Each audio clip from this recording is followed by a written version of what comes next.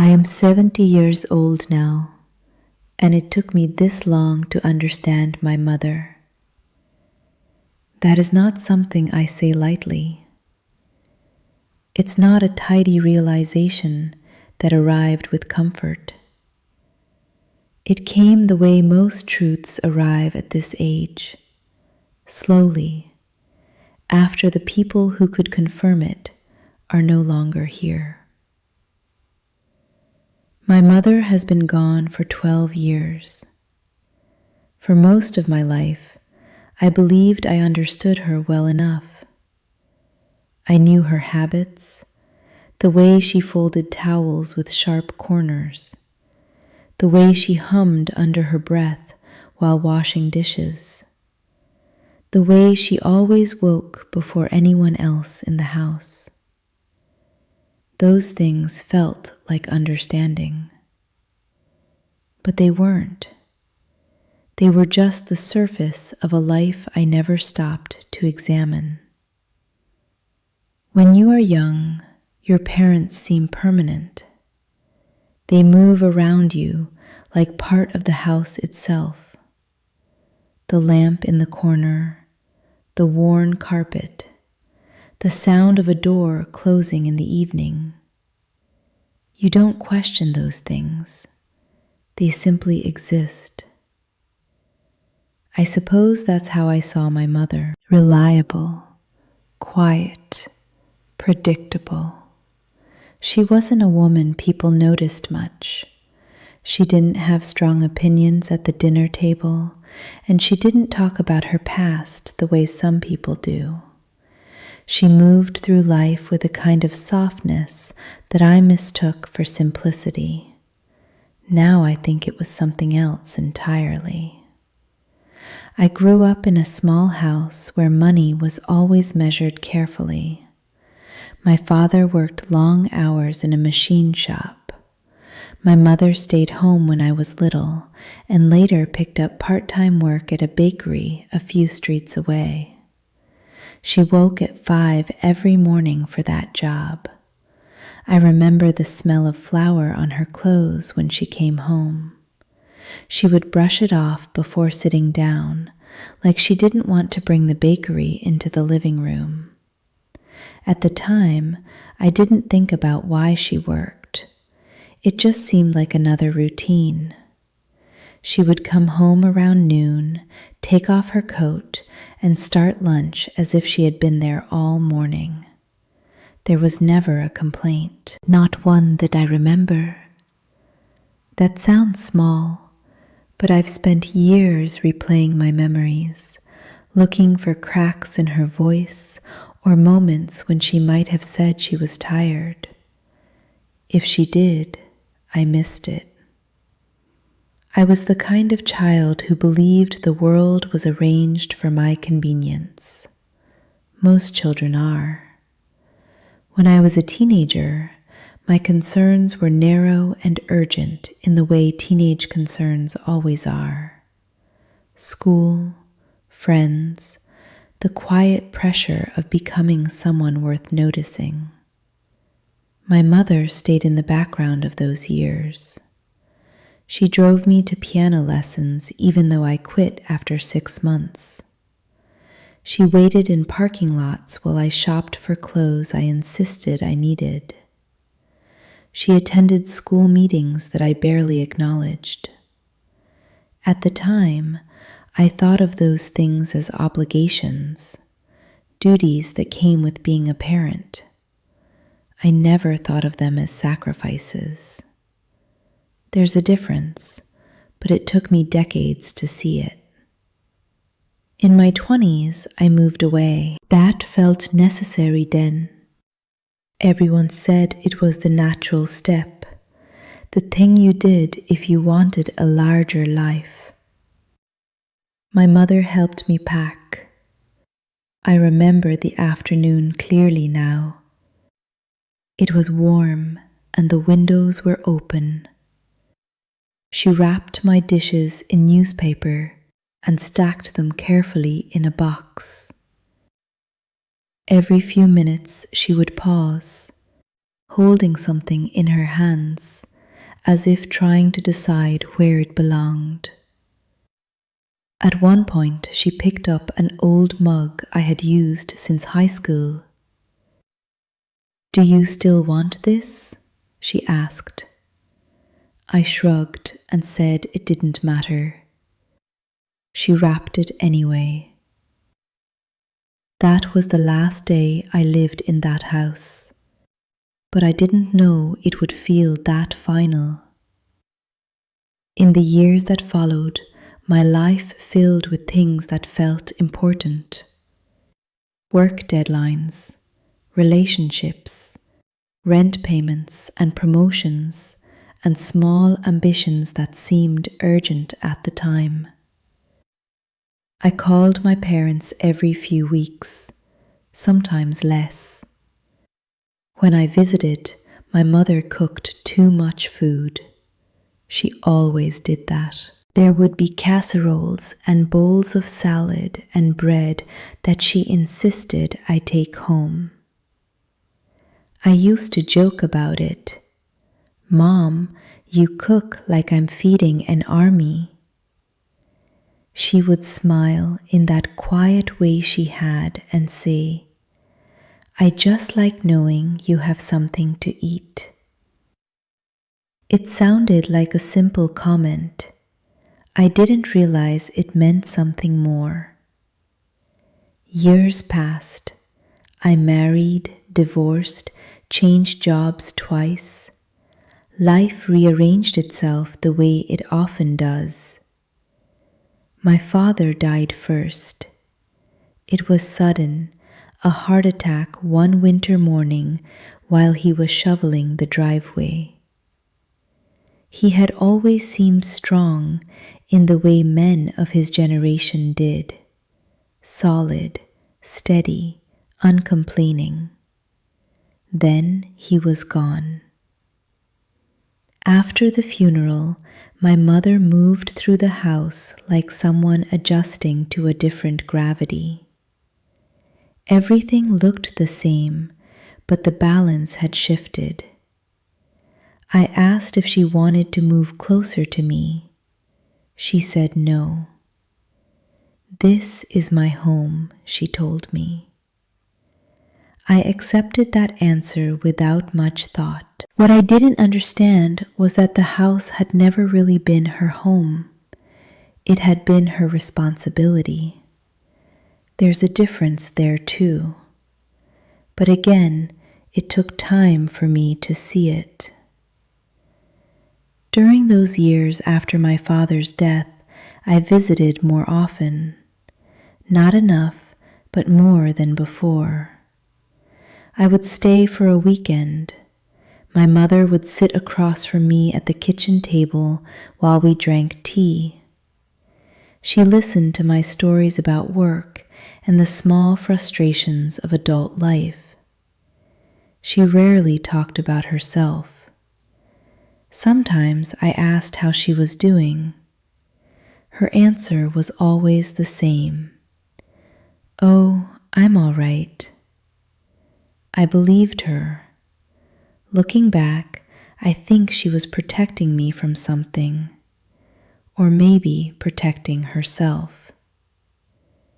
When she turned 80, I noticed her hands had changed.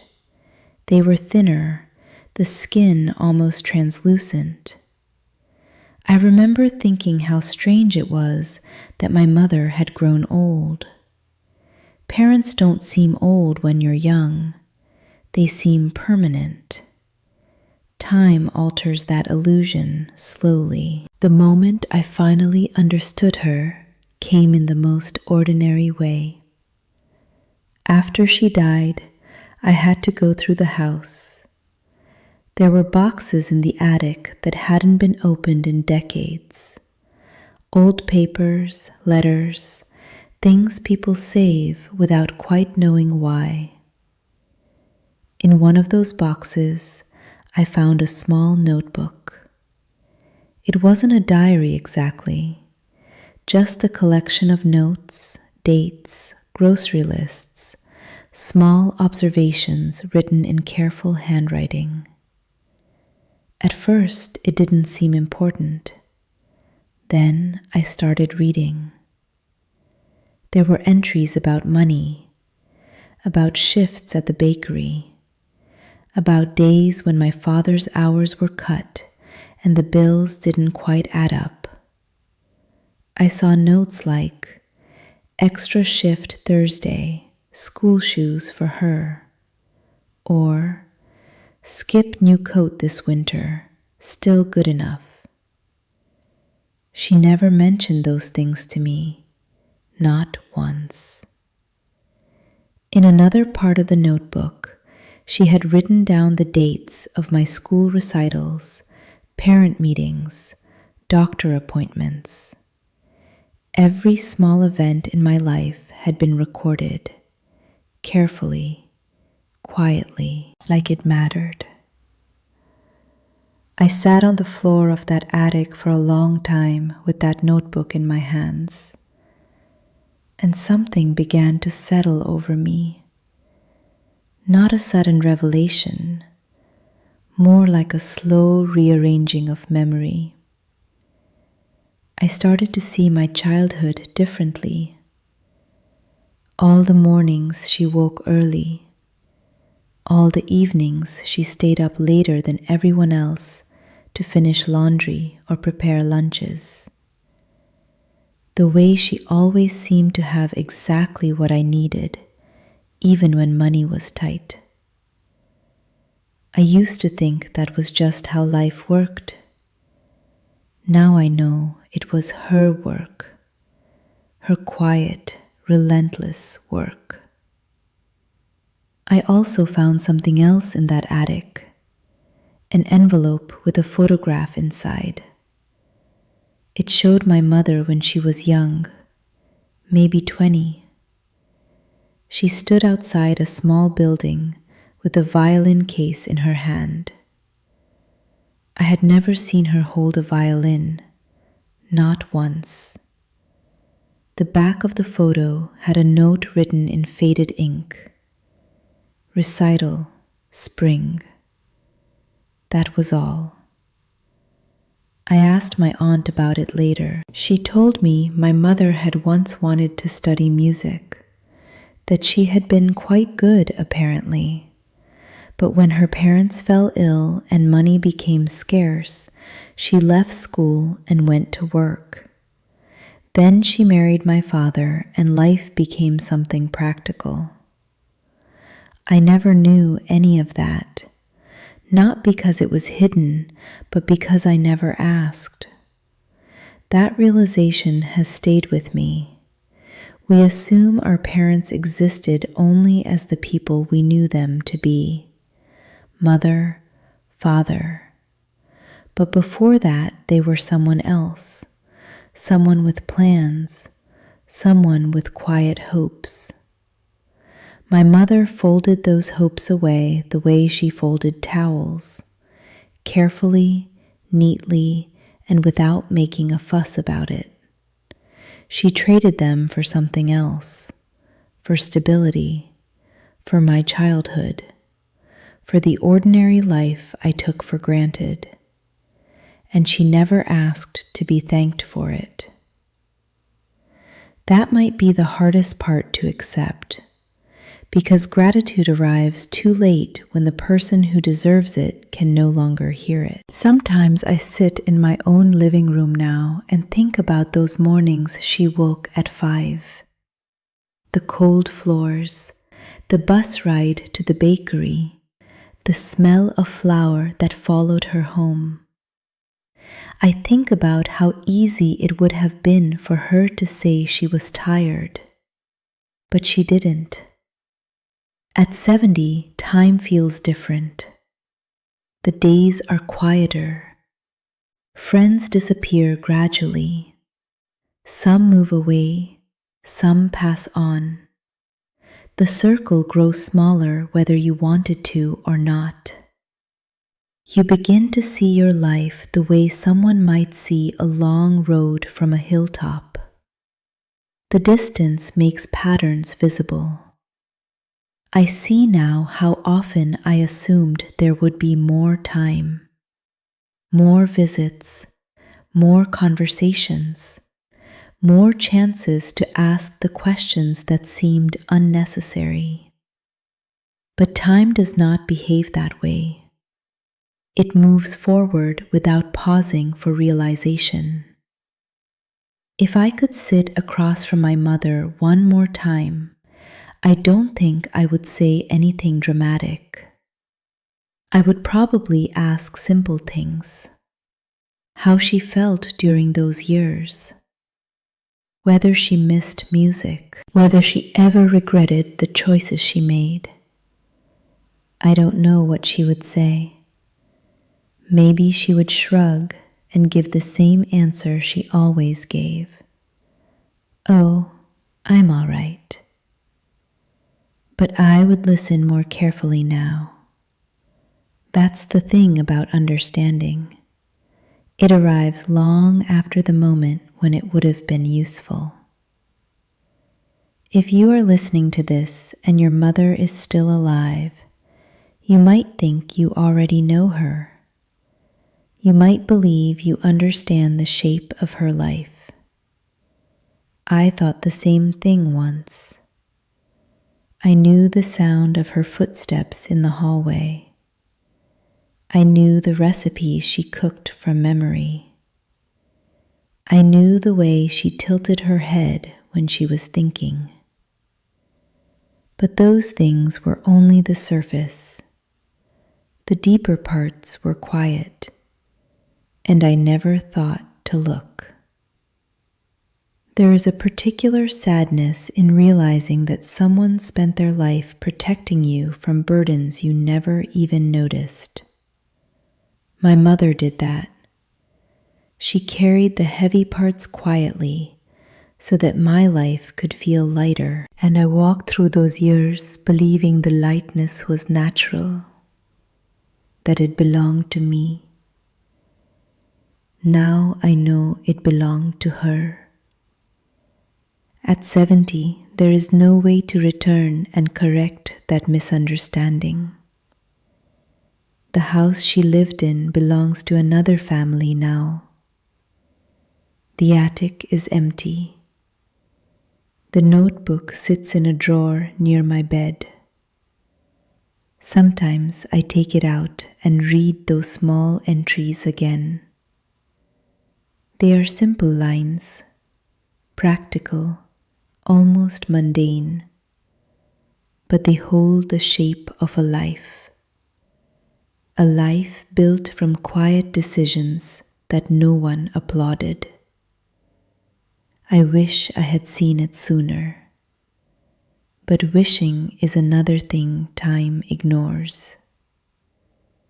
These days, when I wake early, I sometimes imagine her doing the same in that old kitchen. The light just beginning to show through the curtains, the kettle warming on the stove. I picture her standing there in the quiet before everyone else woke up. A woman who had already given up more than I ever understood, and yet continued, day after day, without asking anyone to notice. I understand it now. But she is not here to hear me say that, and at 70, that is something I have finally learned to live with.